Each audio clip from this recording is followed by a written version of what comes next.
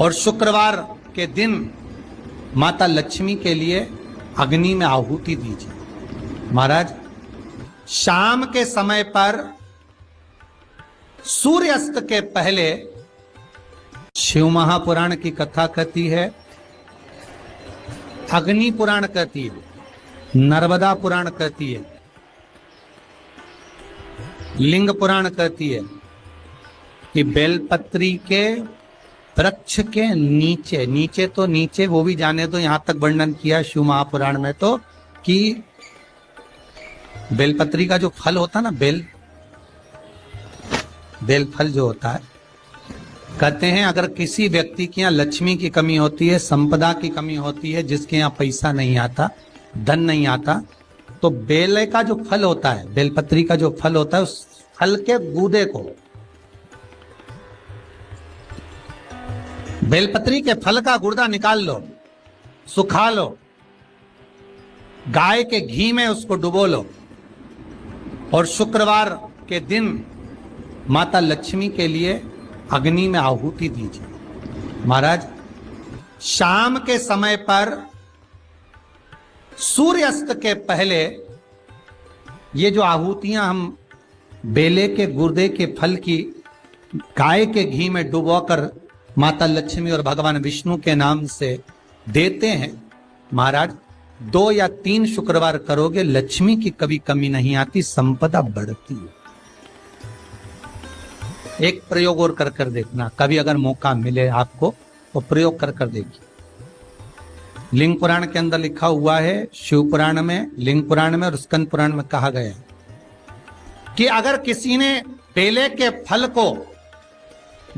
फल का अगर थोड़ा सा भी गुर्दा पाया है, बेले के फल को खाया हो या बेल का रस पिया हो या बेल के फल का जूस पिया हो, अगर वो व्यक्ति का अनायास किसी कारणवश प्राण भी छूट गए हो, तो शिव महापुराण की कथा कहती है कि 27 दिन तक वो बेल के फल का रस उसके नस नस में रहता है, तो उस व्यक्ति को यम नहीं छूते, वो कैलाश पर निवास करता है। मर भी जाता है तो अधोगति में नहीं पड़ता, नरक नहीं भोगता, वो बैकुंठ पद का कामी हो, बैकुंठ का निवासी।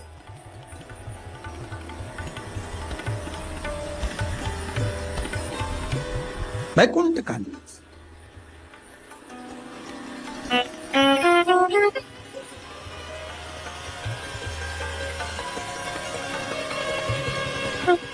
ये जो शिव जी को चढ़ती बेलपत्री हुई, शमी पत्र हुआ, मदार का पुष्प, आंकड़े का जो पुष्प हुआ, ये सब साधारण नहीं है साहब। शंकर का एक एक गुण तत्व ग्रहण करने वाले, शंकर का अनुमोदन करने वाले, शिव को एक एक वस्तु जो चढ़ने वाली साधारण नहीं।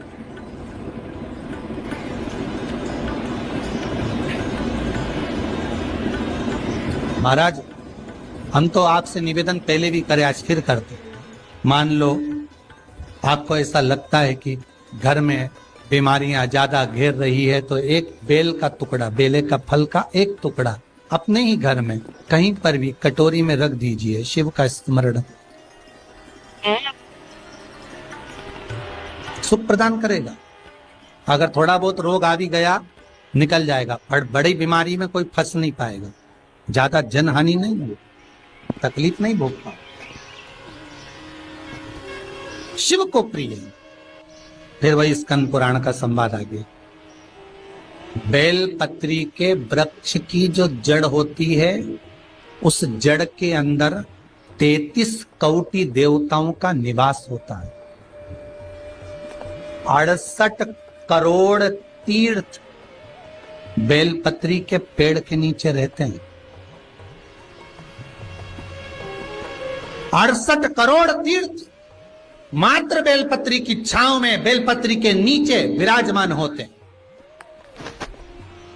अगर आपके मन में कभी कभी भाव उत्पन्न हो जाए ना कि मेरे को कहीं तीर्थ करने जाना है और अभी मौका नहीं मिल रहा, तीर्थ जाने का भी तो लॉकडाउन चल रहा है और अभी सब दूर बीमारी फैली हुई है, कहीं नहीं जा सकते, तो जब लॉकडाउन हट जाए, बीमारी समाप्त हो जाए और तीर्थ जाने का मन करे, तो किसी बेलपत्री के पेड़ के नीचे 5 मिनट जाकर बैठ जाए।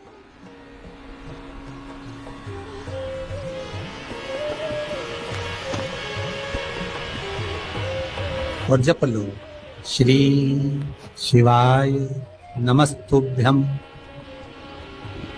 जितने बैठे हो टीवी के सामने प्रेम से बोलो, श्री शिवाय नमस्तुभ्यम। जितने टीवी के सामने बैठे एक बार फिर से बोलो, श्री, साथ में बोलो, आगे आगे नहीं, श्री शिवाय नमस्तुभ्यम।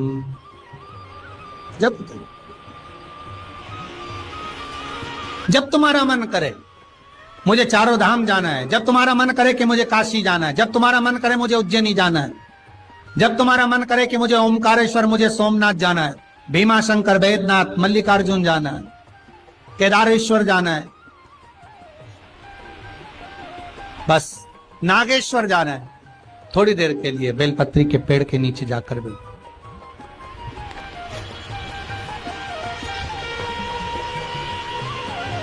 68,000 तीर्थ सब बेलपत्री के वृक्ष के नीचे विराजे।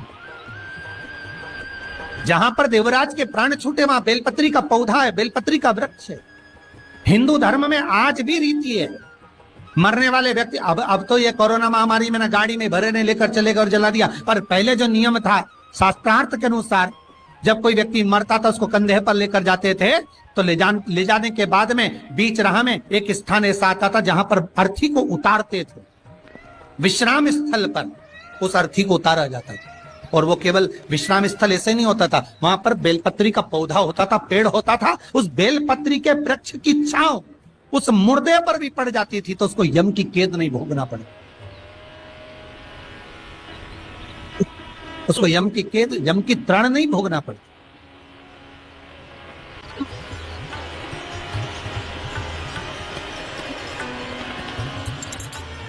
इसलिए उस बेलपत्री के पौधे के नीचे उसको विश्राम दिया जाता है।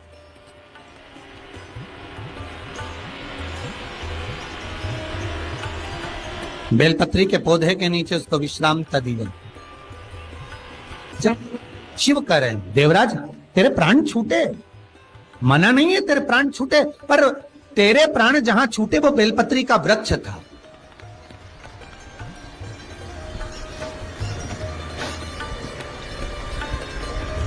और अब तुझे यहां नहीं रहना है, अब तुझे कैलाश पर रहना है। तो कैलाश पर क्यों? शंकर भगवान बोलते हैं ये मृत्यु लोक जो है ना, पृथ्वी, ये भूमि जो है ना, ये मेरी निवास स्थली है, ये मेरा घर है। इसलिए शंकर भगवान ने, भगवान विष्णु ने जब कहा था, भगवान विष्णु जब शंकर भगवान से बोले कि मैं आपसे मिलने आना चाहता हूं, तब शंकर भगवान बोले आ जाओ। तो भगवान विष्णु पृथ्वी से एक हाथ ऊपर पांव रखकर चल रहे थे। तो शंकर जी ने पूछा तुम पांव जमीन पर क्यों नहीं रखते, पृथ्वी पर रखो। शिव जी मैं पांव पृथ्वी पर नहीं रख, क्यों? नहीं नहीं नहीं नहीं, मैं पांव पृथ्वी पर नहीं रख सकता। आखिर क्यों?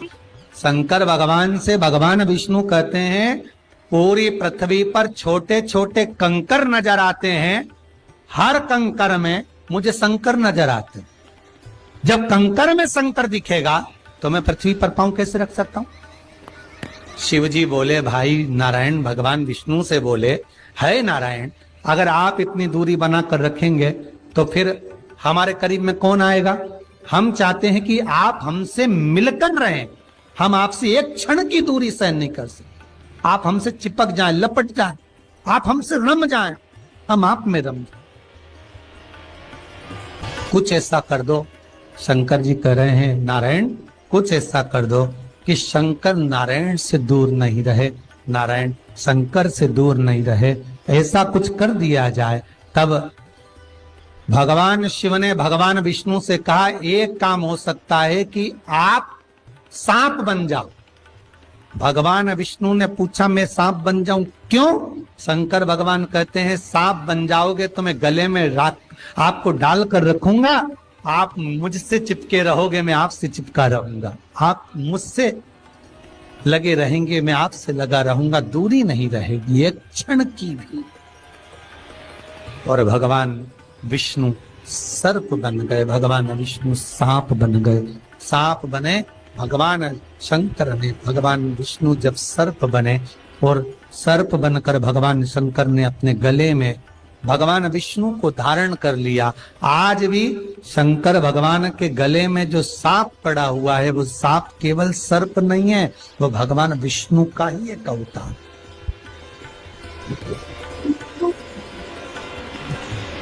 वो भगवान विष्णु का एक स्वरूप। शंकर भगवान के पूरे शरीर पर 6 सांप हैं। कितने सर्प हैं? 6। एक जो गले में है वो भगवान विष्णु का होता, 2 हाथ में, 2 भुजा पर, एक कमर में जो सर्प नजर आता है, ये शंकर भगवान की 5 लड़कियां हैं, जया, विशाला, सामरीवारी, दोतली और देव। शिव जी की 5 लड़की। शंकर भगवान के पूरे शरीर पर 6 सर्प हैं, 5 लड़कियां और एक भगवान विष्णु का स्वरूप, भगवान विष्णु का प्रतिबिंब, भगवान विष्णु का ही एक स्वरूप।